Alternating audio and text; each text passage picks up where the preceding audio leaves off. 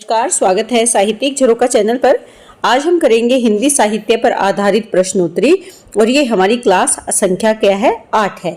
तो आइए देखते हैं आज के महत्वपूर्ण प्रश्न।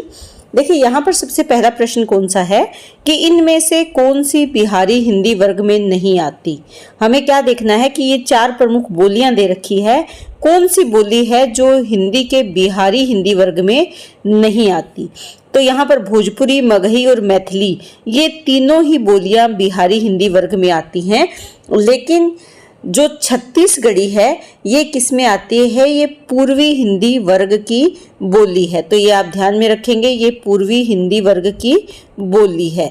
और इसके साथ साथ छत्तीसगढ़ी के साथ साथ जो 2 अन्य बोलियां हैं वो कौन सी है, अवधी और बघेली, ये भी आप ध्यान में रखेंगे। बघेली ये दोनों इसके साथ प्रमुख बोलियां हैं। कौन से वर्ग में, पूर्वी हिंदी वर्ग में।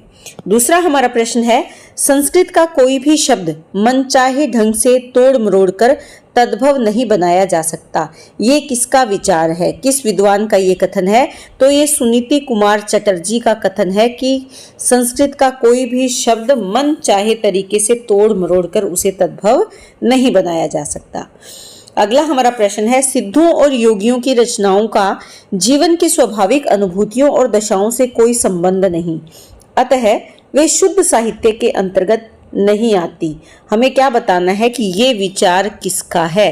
ये विचार आचार्य रामचंद्र शुक्ल का विचार है, जो ये मानते हैं कि सिद्धों और योगियों की रचनाओं का जीवन की स्वाभाविक अनुभूतियों और दशाओं से कोई संबंध नहीं है, इसलिए वे इनको शुद्ध साहित्य के अंतर्गत नहीं मानते।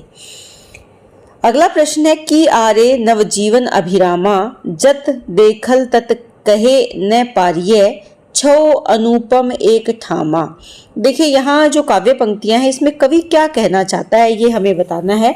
तो जो हमें ऑप्शन मिले हैं उसमें क्या है कि रूप वर्णन करने में संभ्रम की स्थिति में है, आंशिक रूप से रूप वर्णन करने में कवि समर्थ है, रूप वर्णन करने में कवि पूर्ण रूप से समर्थ है, या रूप वर्णन करने में कवि असमर्थ है। तो यहाँ पर कि आरे नव अभिरामा, नया नया रूप जो बहुत सुंदर है वो दिखाई दे रहा है। नव जीवन, जत देखल तत् कहे न पारिये, कि जहां देख रहा हूं उसकी इतनी खूबसूरती है कि देखते नहीं बन पड़ रहा या उसका बखान नहीं किया जा रहा। चारों ओर छवि बहुत अनुपम है और बहुत सुंदर है। तो यहाँ पर कवि की जो स्थिति है वो कैसी है, संभ्रम की स्थिति में कवि है। तो रूप वर्णन करने में संभ्रम की स्थिति है। अगला जो हमारा प्रश्न है, रस गगन गुफा में अजर झरे अजपा सुमिरन जाप करे। ये जो पंक्तियां हैं इसमें गगन गुफा का क्या अभिप्राय है। यहाँ पर रस गगन गुफा में अजर झरे अजपा सुमिरन जाप करे, ये पंक्तियां अगर देखा जाए तो ये सहसार जो चक्र है, सहसार चक्र, ये कबीर के विचार हैं। तो कबीर से प्रभावित ये विचार है कि जो ईश्वर है अजर झरे, वहां पर जो कभी समाप्त ना हो, इस प्रकार का रस गगन गुफा में झर रहा है, अजपा सुमिरन जाप करे। तो ये किससे जुड़ा हुआ है, कबीर दास जी से जुड़ा हुआ है। और यहाँ सहस्रसार चक्र से इसका अभिप्राय है। गगन गुफा का अभिप्राय किससे जुड़ा हुआ है, सहस्रसार चक्र से। हरिदासी संप्रदाय में राधा कृष्ण हैं, लोक हित रक्षक हैं, लोक निरपेक्ष हैं, आत्मनिष्ठ है या जीवन सापेक्ष है। तो देखिए हरिदासी संप्रदाय की अगर हम बात करें तो इसे सखी संप्रदाय भी कहा गया है। किसको, हरि संप्रदाय को। यह निम्बार्क मत की एक शाखा है। इसकी स्थापना किसने की, स्वामी हरिदास ने इसकी स्थापना की है। और यहाँ पर भगवान श्री कृष्ण जो भक्त हैं वो स्वयं को भगवान श्री कृष्ण की सखी मानकर उनकी उपासना करते हैं। तो यहाँ अगर बात करें कि संप्रदाय के जो राधा कृष्ण है ये कौन है, ये जीवन सापेक्ष या लोक सापेक्ष हैं। तो ये विचार हैं इसके प्रति। अगला जो हमारा प्रश्न है, हरि अनंत हरि कथा अनंता कही सुनही बहुविधि सब संता। ये राम कथा के प्रसंग में तुलसीदास ने किस से ये बात कहलवाई है?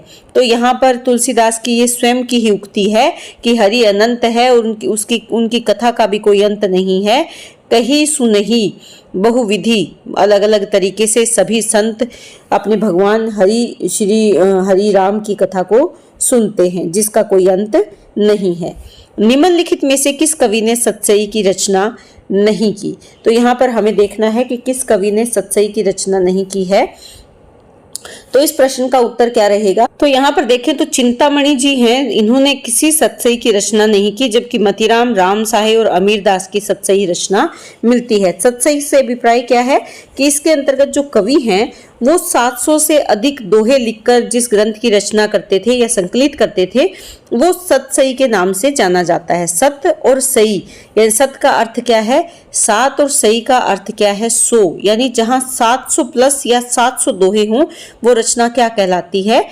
सतसई कहलाती है। और इसमें प्रमुख छंद कौन सा होता है? दोहा छंद होता है इसमें प्रमुख रूप से। अगला हमारा प्रश्न है, भारत में अंग्रेजों के बढ़ते प्रभाव के प्रति ध्यान आकर्षित करते हुए पद्माकर ने किस राजा के दरबार में यह कविता पढ़ा? कौन सी पंक्तियां हैं?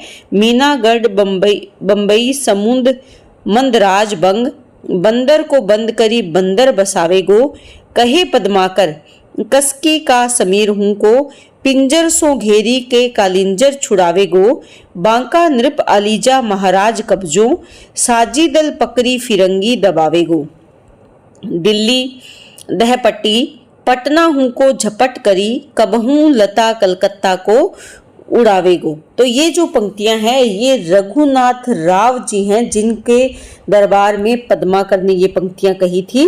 तो यहाँ फिरंगी शब्द आया है तो इससे हमें पता चल रहा है कि किसके बढ़ते प्रभाव की बात कर रहे हैं? अंग्रेजों के बढ़ते प्रभाव की बात कर रहे हैं। अगला जो हमारा प्रश्न है, निम्नलिखित में से कौन सी रचना गया प्रसाद शुक्ल स्नेही की नहीं है? तो यहाँ पर रचनाएं कौन कौन सी है? प्रेम पच्चीसी है, स्वप्न है, कुसुमांजलि है और कृषक क्रंदन है। यहाँ पर अगर बात करें तो जो रचना यहाँ दे रखी है स्वप्न जो है ये किसकी रचना है? ये राम नरेश त्रिपाठी की रचना है। राम नरेश त्रिपाठी की, ये आप ध्यान में रखें, नरेश त्रिपाठी की रचना है। बाकी जो सभी अन्य रचनाएं हैं वो किसकी है? गया प्रसाद शुक्ल स्नेही की रचना है। अगला हमारा प्रश्न है, प्रेम शतक के रचनाकार कौन है? तो वो वियोगी हरि है, प्रेम शतक के रचनाकार। हिंदी में ऋतु संहार के रचयिता है भारतेंदु हरिश्चंद्र, गुरु भक्त सिंह या ठाकुर जगमोहन सिंह? यहाँ पर उत्तर क्या रहेगा? श्रीधर पाठक हिंदी में ऋतु संहार के रचयिता है। अगला हमारा प्रश्न है कि मुरारी और नरगिस के प्रेम पर आधारित उपन्यास है। आदर्श दंपति, चंद हसीनों के खतूत, पाप और पुण्य, सत्याग्रह। तो यहाँ पर अगर हम देखें तो जो आदर्श दंपति है इसके प्रमुख पात्र है मुरारी और नरगिस। यहाँ पर ये किसका उपन्यास है ये भी आपको पता होना चाहिए। तो ये मेहता लज्जा राम शर्मा का ये उपन्यास है, लज्जा राम शर्मा का ये उपन्यास है। चंद हसीनों के खतूत ये किसकी रचना है?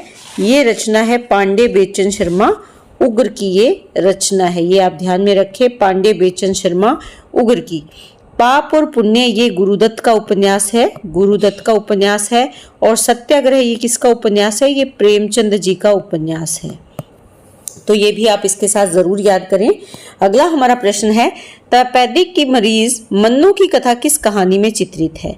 तो ये जो कथा है, जो मन्नो है वो किसकी प्रमुख पात्र है? बादलों के घेरे इसकी प्रमुख पात्र है। और ये किसकी रचना है? ये कृष्णा सोबती की रचना है, ये आप ये ध्यान में रखें, कृष्णा सोबती की ये रचना है। अगला हमारा प्रश्न है, अनुभूति के द्वंद्व से ही प्राणी के जीवन का आरंभ होता है। उच्च प्राणी मनुष्य भी केवल एक जोड़ी अनुभूति लेकर इस संसार में आता है। उक्त पंक्तियां किस निबंध से ली गई है?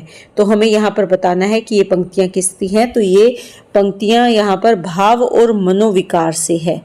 क्योंकि यहाँ अनुभूति की बात चल रही है। भाव और मनोविकार नामक निबंध किसका है? आचार्य शुक्ल का है। आचार्य रामचंद्र शुक्ल या आचार्य शुक्ल जी की ये रचना है, जो इनके निबंध संग्रह चिंतामणि में संकलित है। अगला हमारा प्रश्न है, नारी का आकर्षण पुरुष को पुरुष बनाता है तो उसका अपकर्षण उसे गौतम बुद्ध बना देता है। तो ये संवाद किसका है? ये जो पंक्तियां हैं ये मोहन राकेश का नाटक है, जिसका नाम क्या है? लहरों के राजहंस। इस नाटक की ये पंक्तियां हैं, आप ये जरूर ध्यान में रखें। और ये नाटक किसका है? मोहन राकेश का ये नाटक है। अगला जो हमारा प्रश्न है वो है, वट वृक्ष की छाया में किस लेखक की स्मृति को सुरक्षित रखने के लिए लिखी गई रचना है? स्मृति को सुरक्षित, यहाँ थोड़ी सी टाइपिंग मिस्टेक है। देखिए, ये अमृतलाल नागर को याद करते हुए उनकी स्मृति को सुरक्षित रखने के लिए लिखी गई रचना है। किसकी रचना है ये? कुमुद नागर की ये रचना है। कुमुद नागर की ये रचना है।